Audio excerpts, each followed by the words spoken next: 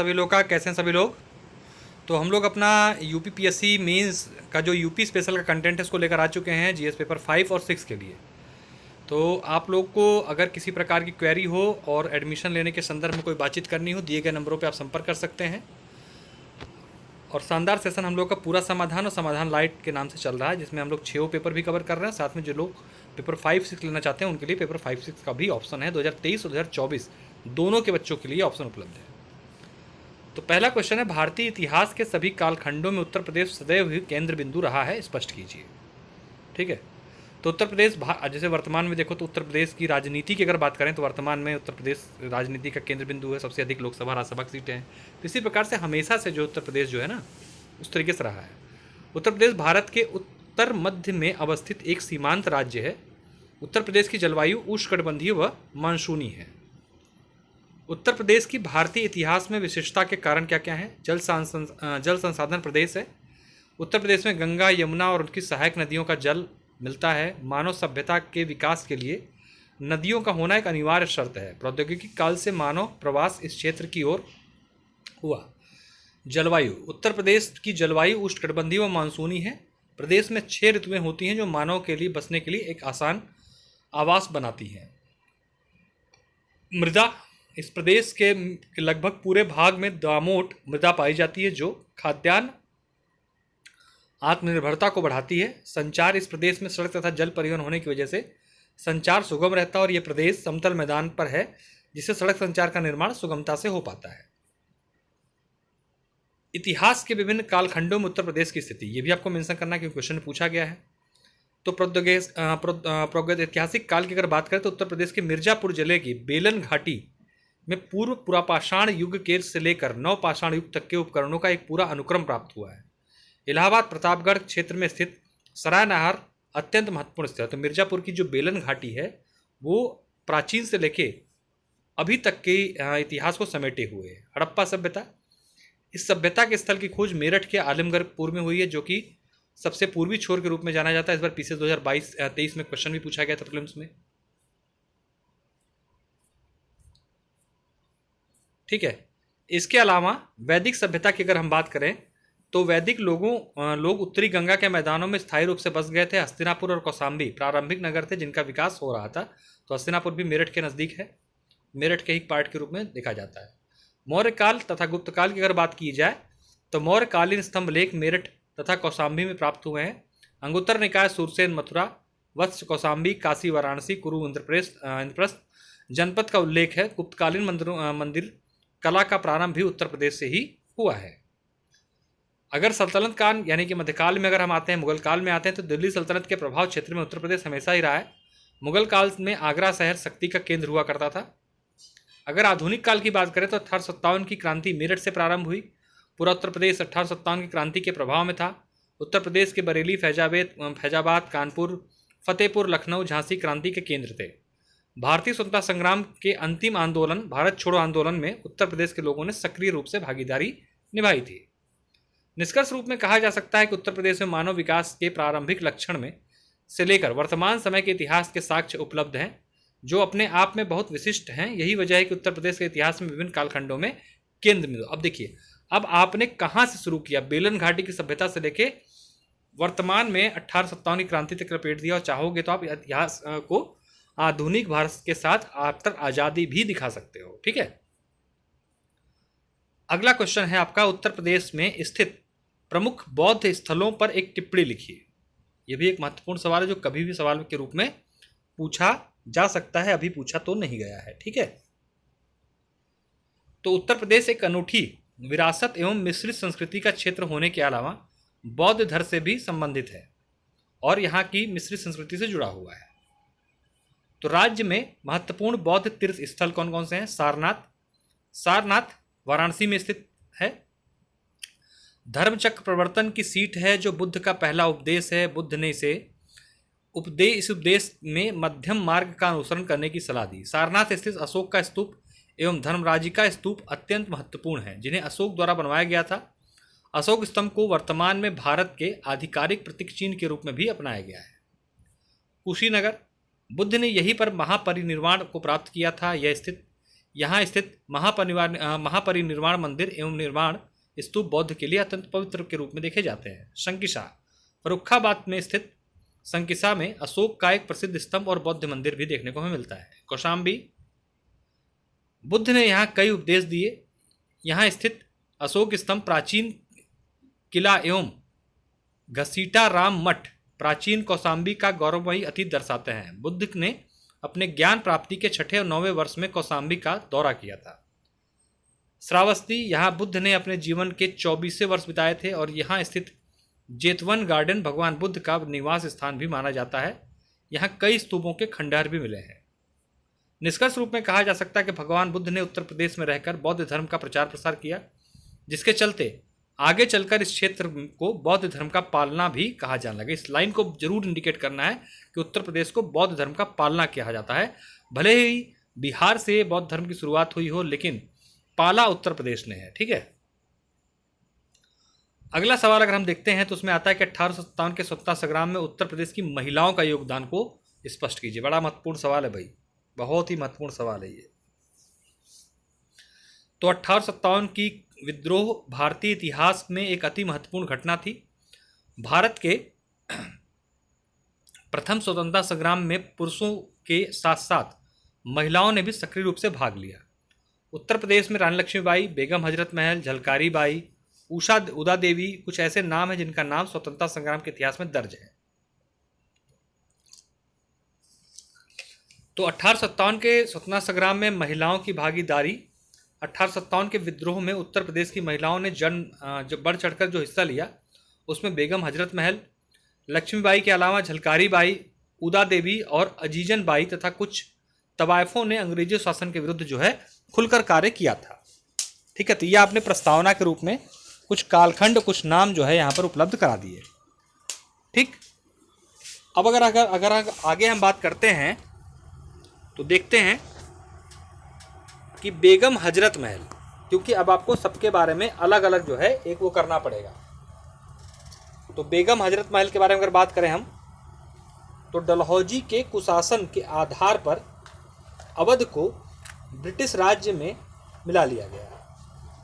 वाजिद अली शाह की विधवा बेगम हजरत महल ने विद्रोह कर दिया। बेगम ने चिन्हट की लड़ाई में अंग्रेजों को पराजित करके पुत्र बिरजिस कादिर को मुगल शासन के अधीन अवध का ताज पहनाया। ठीक, उनके बारे में बता दिया आपने।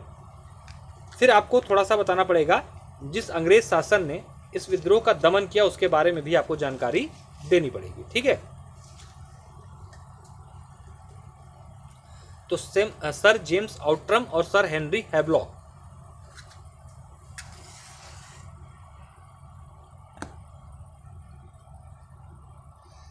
ने लखनऊ को जीतने का प्रयास किया, पर वे सफल नहीं हो पाए।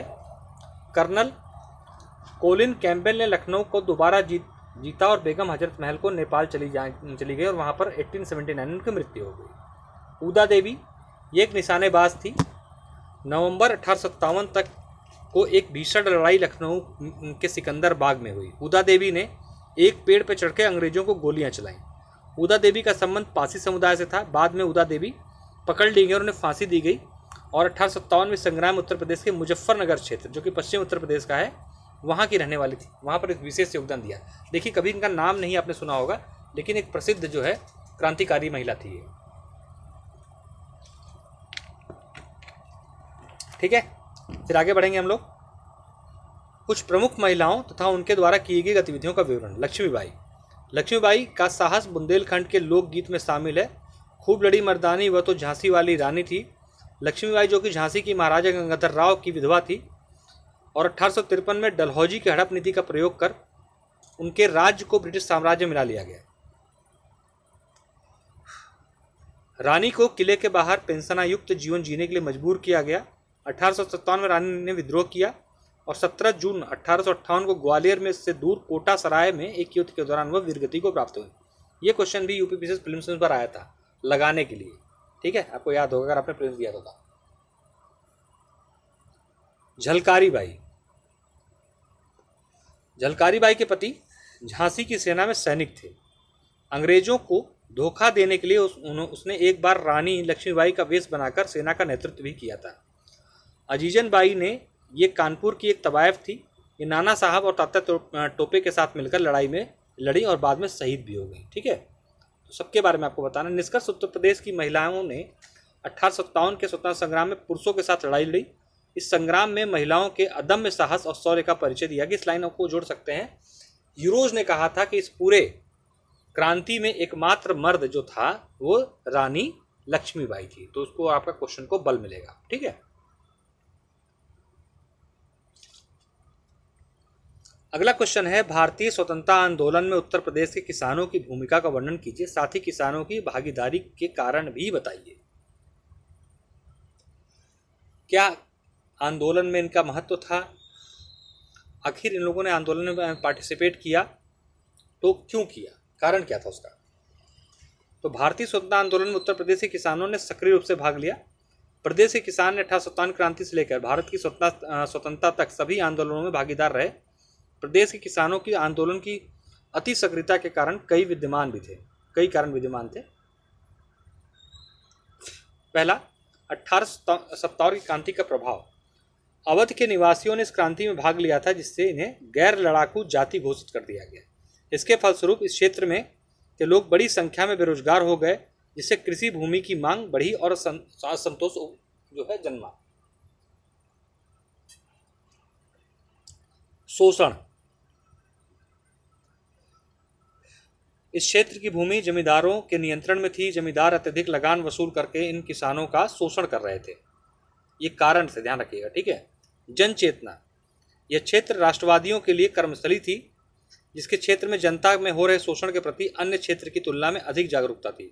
उत्तर प्रदेश हमेशा से जागरूक प्रदेश रहा है, तो इसने इस चीज का लाभ वहां पर भी उठाया था। कृषि एक रोजगार। भू आबद्ध क्षेत्र होने की वजह से कृषि रोजगार का एकमात्र साधन था। कृषि में संकट का मतलब होता है व्यक्तिगत जीवन पर संकट, तो उससे लड़ना ही था इनको। इस क्षेत्र में प्रमुख आंदोलन कौन कौन से हुए? ठीक है, तो लगान की ऊंची दरें, भूमि से बेदखली, अवैध कर और नजराना, इसकी वजह से आंदोलन हमने देखने को मिले। ठीक है, ये आप बता सकते हैं। होम रूल लीग की गतिविधियों के कारण उत्तर प्रदेश में किसान सभाओं का गठन किया गया। फरवरी 1918 में गौरी शंकर मिश्र और इंद्र नारायण द्विवेदी। देखिए, इंद्र नारायण द्विवेदी वाला जो आंसर है आपका यूपी पीसीएस प्रीलिम्स में क्वेश्चन था 2023 में ना, कि किसने गठित किया सबसे पहले ना, तो इंद्र नारायण द्विवेदी ने उत्तर प्रदेश किसान सभा का गठन किया। यही आपका क्वेश्चन था, उत्तर प्रदेश किसान सभा गठन में किसका योगदान है? सब लोग बाबा रामचंद्र लाल चले आए। आंसर क्या है? इंद्र नारायण। इसलिए मैं कहता हूँ कि पहले मेंस की तैयारी करो। मेंस की तैयारी करोगे ना तो प्रीलिम्स अपने आप बहुत हद तक तैयार हो जाता है। देखो, आपके क्वेश्चन का आंसर सीधा सीधा यहाँ पे लिखा हुआ है।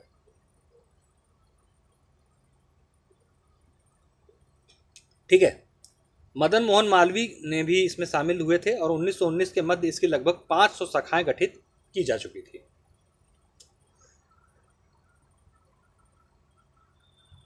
इसके बाद एका आंदोलन। 1921 में अंत में एका आंदोलन उत्तरी जिले हरदोई, बहराइच, सीतापुर में संगठित होकर पूरे उत्तर प्रदेश के किसान आंदोलन और भारतीय स्वतंत्रता आंदोलन के साथ समांतर रूप से ये चलने लगा था।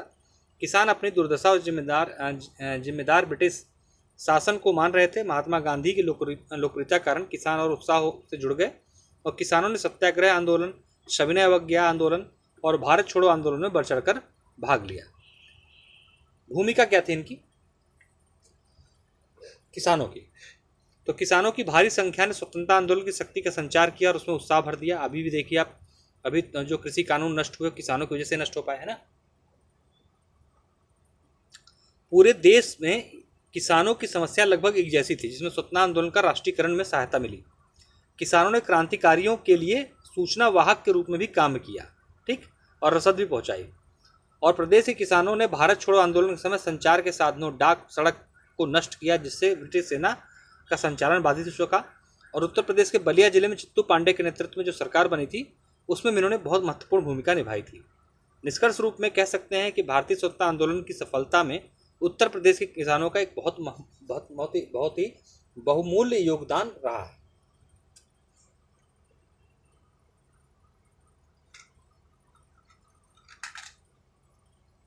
तो ये नंबर दिए गए हैं आपके, इस नंबर पर संपर्क करके आप एडमिशन के लिए बातचीत कर सकते हैं। और आप लोगों की सहायता के लिए ये किया गया है कि इसको हम लोगों ने 2 पार्ट में बांट दिया है, एक समाधान लाइट। समाधान बैच जो है पूरे 6 पेपरों के लिए है, और समाधान लाइट जो है आपका सिर्फ और सिर्फ यूपी स्पेशल के लिए। तो फीस में भी थोड़ा सा परिवर्तन कर दिया गया है, जिसमें अभी हमने समाधान वाले प्रोग्राम की फ़ीस पुरानी वाली ही वापस से कर दी 5100 रुपये, उसको आप दे सकते हो। और अगर समाधान लाइट लेना तो 2000 रुपये उसकी फ़ीस आपको देनी पड़ेगी, और इसके माध्यम से हम आपको 600 क्वेश्चन कंप्लीट और यूपी स्पेशल के 200 से 250 क्वेश्चन आपको उपलब्ध हम लोग कराने वाले हैं। ठीक है, चलिए बहुत बहुत धन्यवाद। नंबर पर संपर्क करके और जानकारी आप ले सकते हैं। नमस्कार, धन्यवाद।